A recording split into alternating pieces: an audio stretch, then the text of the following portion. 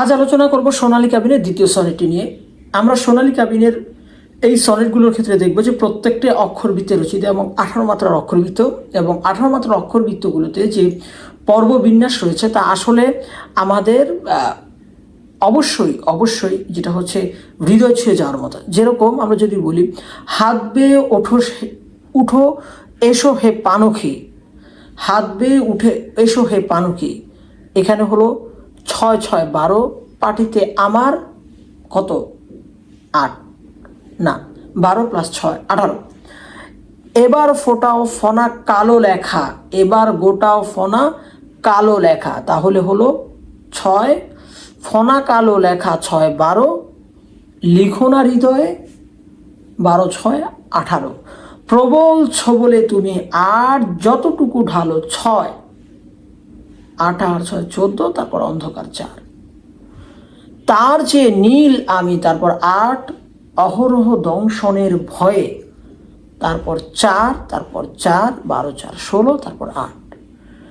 এইভাবে যে তিনি যে পর্ব বিন্যাসটা করেছেন অক্ষরবৃত্তে, এবং অক্ষরবৃত্ত এখন যদি কেউ সনেট বা কোনো ভাব প্রকাশ করতে চায় তার পর্ব বিন্যাস দ্বারা এবং তার আবেগ অনুভূতি প্রকাশের দ্বারা এমনভাবে একজন মানুষ প্রবলভাবে প্রভাবিত হবেন যে আসলেই আল মাহমুদ এখন একটা তরুণ কবিদের জন্য এখন একটা চ্যালেঞ্জের বিষয়ে দাঁড়িয়েছে যে আসলে আল মাহমুদকে কীভাবে অতিক্রম করবে।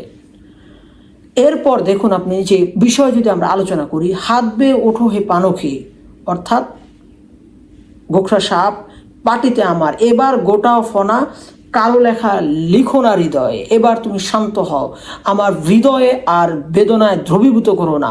প্রবল ছবলে তুমি যতটুকু ঢালো অন্ধকার, যতটুকু ঢালো বিষ এবং বেদনা এবং বিরহ, তার চেয়ে নীল আমি অহরহ ধ্বংসনের ভয়ে, অর্থাৎ তার চেয়েও ভয়াবহ অবস্থা আমি হয়ে গেছি দংশনের কারণে। কারণ আমরা জানি যে বনের ভাগে খায় না মনের ভাগে খায়, এই ভয়ের কারণে। এখন কলার ছলে ধরে আছো নীলাম্বর শাড়ি, নীলাম্বর শাড়ি অর্থাৎ এই নীল দিগন্তের শাড়ি পরে তুমি কোন ছলা কলা ধরে তুমি ধরে আছো।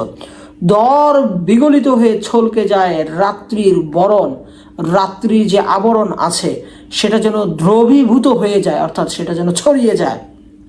মনে হয় ডাক দিলে সে তিমিরে ঝাঁপ দিতে পারি, মনে হয় তুমি আমার এমন অবস্থা পরিচিত করেছো, তুমি যদি আমাকে রাতের অন্ধকারে ঝাঁপ দিতে বলো, যে কোনো ধ্বংসে, যে কোনো আত্মহত্যার প্ররোচনা দিতে বলো, অথবা যা কিছু করতে বলো, আমি যেন ঝাঁপিয়ে পড়বো। আঁচল বিছিয়ে দাও, যদি তুলে নাও আমার মরণ, যদি এরকম হয় তুমি আঁচল বিছিয়ে দাও আমার মরণ তুলে নিতে, তাও যেন আমি পারবো। বুকের উপর মৃদু কম্পমান নখ বিলিখনে, লিখতে দিবে অনুজ্জ্বল উপাধিবিহীন নাম, অর্থাৎ নখের মাধ্যমে বুকের উপর তুমি কি আমার নাম লিখে দিবে। আমরা কত ছোটকালে শুনেছি পাথরে লিখো না নাম মুছে যাবে, হৃদয়ে লিখো না নাম থেকে যাবে। এই যে মানে এই কথাগুলো মানে আমরা এসে বাচ্চাকালের গান, তারও আগে কিন্তু এই কবিতা লেখা। তাহলে বুঝতে হবে যে এই ধরনের গানগুলো আসলে কত কবিতা দ্বারা প্রভাবিত হতো।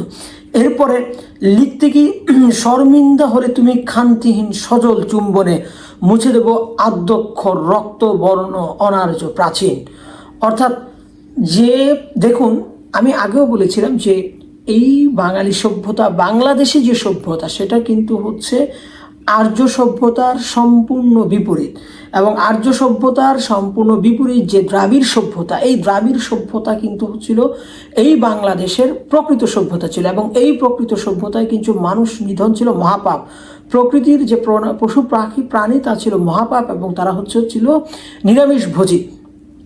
এখানে তিনি বলছেন যে মুছে দেব আদ্যাক্ষর রক্তবর্ণ অনার্য প্রাচীন, যে অনার্য যে প্রাচীন যে শর্মিন্দা যে স্বভাব ছিল তিনি সব কিছু মুছে দিবেন।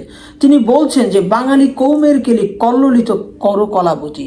আসলে কৌম সাম্রাজ্য কি, আমরা যদি ধরি যে কৌম সাম্রাজ্য হচ্ছে যে খ্রিস্টপূর্ব 500 শতাব্দী পূর্বে এখানে যে কৌম জাতি গোষ্ঠী বসবাস করত, তারা আসলে প্রকৃতির সাথে বসবাস করতে অভ্যস্ত ছিল।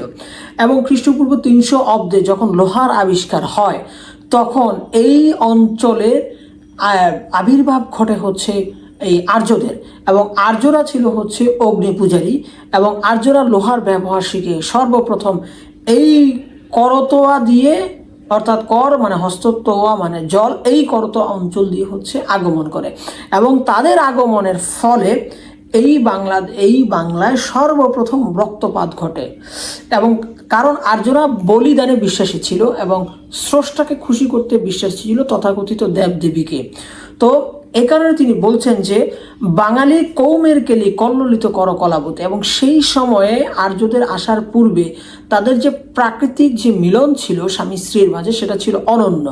সেটাকে তিনি বলছেন যে তথাকথিত বিকৃত বাদশাহনের যে কামসূত্র, সেটা দিয়ে যেটা তারা করেছে, অথবা আর্যের যুবতীরা যেটা করেছে সেটা বাদ দিয়ে প্রকৃত প্রেমের খাতা খুলে দাও তুমি।